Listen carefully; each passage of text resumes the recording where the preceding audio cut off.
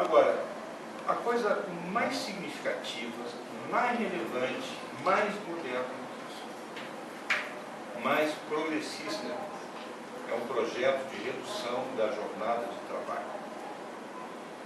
A redução da jornada de trabalho, quando vocês forem examinar historicamente, vocês vão ver que na história da economia inglesa, no século XIX, a jornada de trabalho, houve a primeira luta organizada pela redução da jornada de trabalho, se deu no Parlamento Britânico, na Câmara Baixa, na Câmara Caos, de redução da jornada de trabalho de 16 para 14 horas. E houve uma violenta oposição da grande burguesia inglesa, na Câmara Alta, particularmente, dizendo que a economia iria falir. Precisava do trabalho dos bons cidadãos, etc. Passou, até porque o apoio popular era bastante significativo. E isso é uma coisa curiosa, assim, parece que são ondas de dois em dois anos. A próxima, a campanha seguinte foi de redução de 14 para 12, foi de 12 para 10. E nessa época da redução de 12 para 10, a proibição do trabalho infantil. Por quê? Porque a Revolução Industrial Inglesa se baseou na utilização maciça da energia carbonífera. E a Inglaterra tinha depósito de carvão, tinha mina de carvão. Acontece o seguinte, para explorar uma mina de carvão, quando tem que fazer galeria, se tiver um desgraçado de 1,80 m e poucos que deu, tem que fazer uma galeria alta.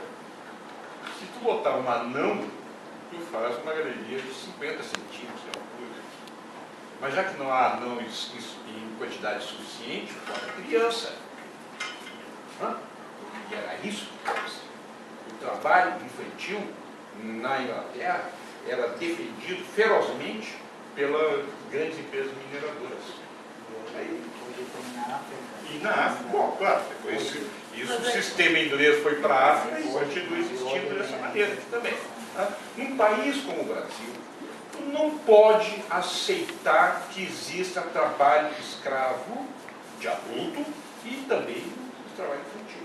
Tem que fazer uma legislação draconiana. O sujeito que é dono de uma fazenda em Mato Grosso e se comprova que é trabalho escravo, desapropria o desgraçado e bota na cadeia. E pega essa terra e bota para a reforma agrária. Não, ele paga uma multa.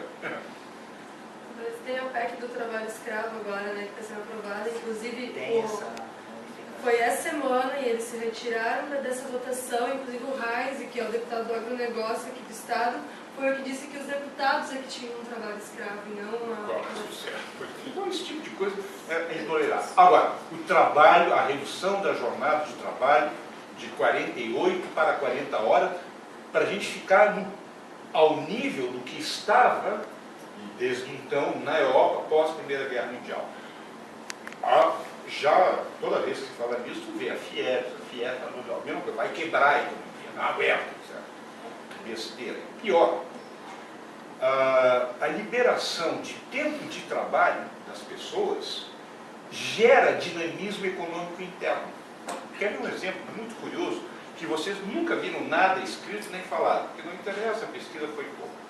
Quando entrou o real, houve aquele período, né, era o cruzeiro, depois o cruzeiro real. Quando tem o cruzeiro real, a gente, opa, estão preparando uma nova moeda que vai se chamar real. Por quê? Os réis, né? Réis é plural de real, é a velha moeda real, velha. E não deu outro. Bom, mas eu digo que a política econômica ali, o então ministro Fernando Henrique, ministro da Fazenda, fez, acelerou, deixou a inflação disparar. Tá? Ela só estava assim, só 10% ao mês. Né? E em questão de 4 meses ela foi de 10, 20, 30, 40% ao mês de inflação, na véspera da introdução do real. Bom, agora tu imagina o seguinte, uma família, a renda, o que interessa é a renda familiar, tá? Em unidades número índice, ganhando, digamos, R$100,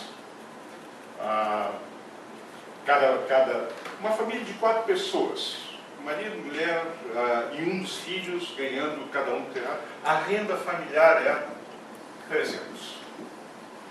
Com a taxa de inflação percentual de 40% ao mês, a renda familiar baixou. Isso aqui é o salário, é a renda nominal. Para quanto foi a renda nominal? A inflação com 0,40, a renda real da família foi de 300 para, multiplica 0,6 por 300, 180. De acordo? 120. Não, 40% foi a perda. Então isso aí foi para o real, ficou, sobrou 60, 180. A renda real caiu para 180. Entra o plano real, provoca desemprego de cerca de 30%. Os meus colegas economistas do PT não entenderam. Provocou desemprego, a população vai se voltar contra o Fernando Henrique. Mas olha o que acontece. Ficou de 3, 1 ficou desempregado. 2, menos 100 no índice, a renda nominal baixou para 200. Era isso, cara? Só que, como agora a taxa de inflação,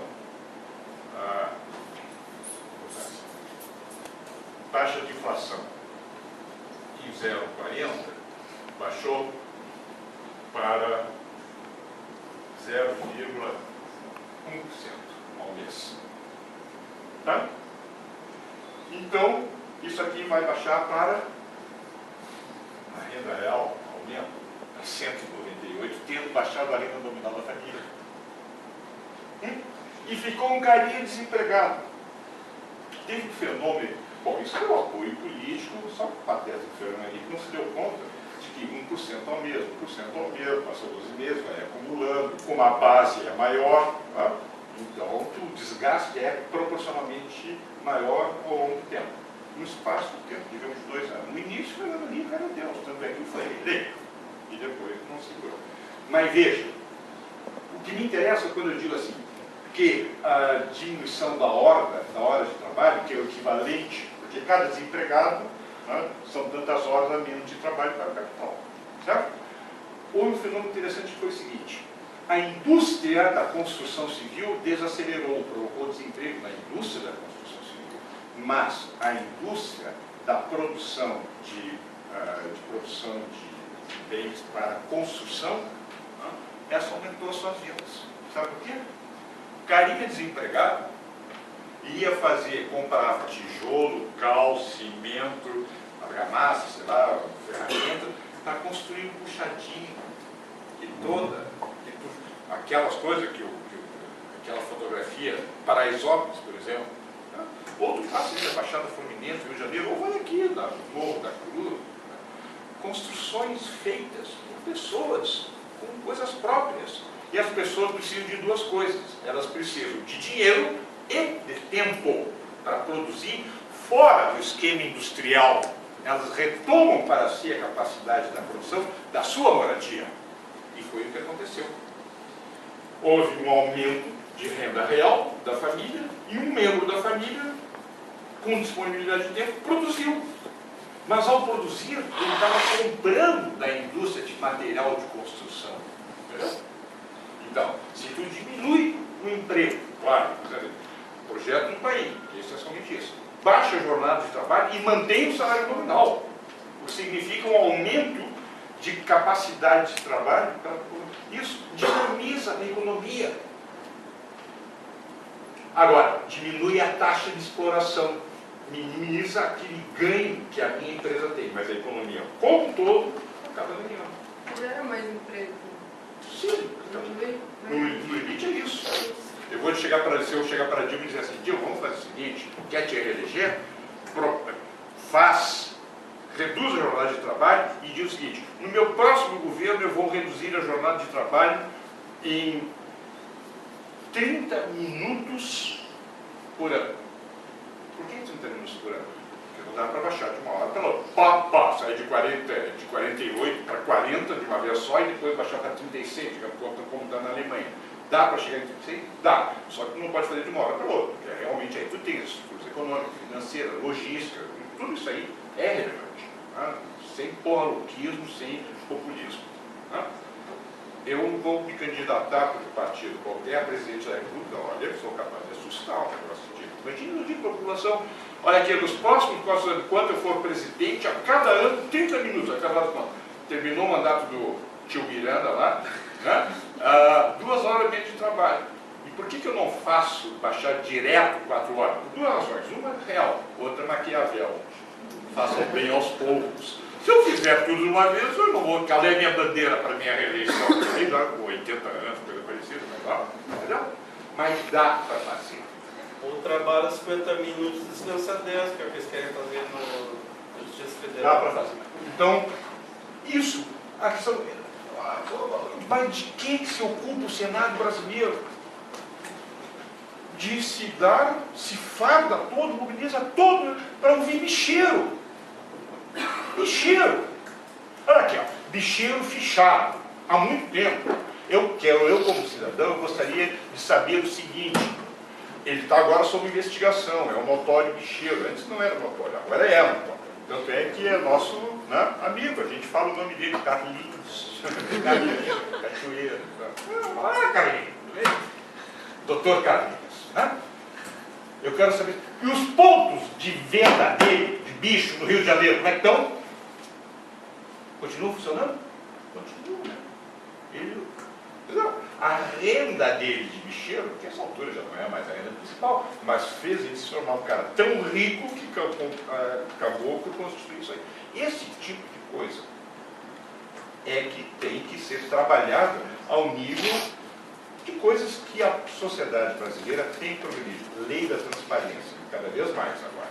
Né? Pegando agora sim essa coisa do cidadão ter a condição de fazer coisa ao Ministério Público diretamente.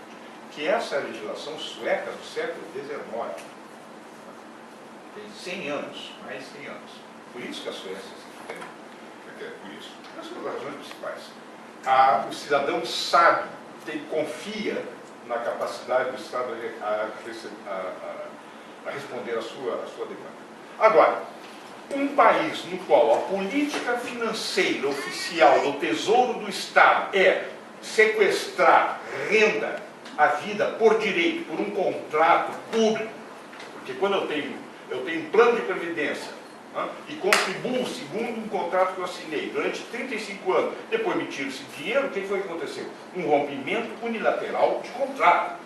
Mas é crime hediondo, dado que a caracterização técnica de crime hediondo é aquela coisa que lhe é tirada, que lhe faz agressão, sem que você tenha chance de se defender.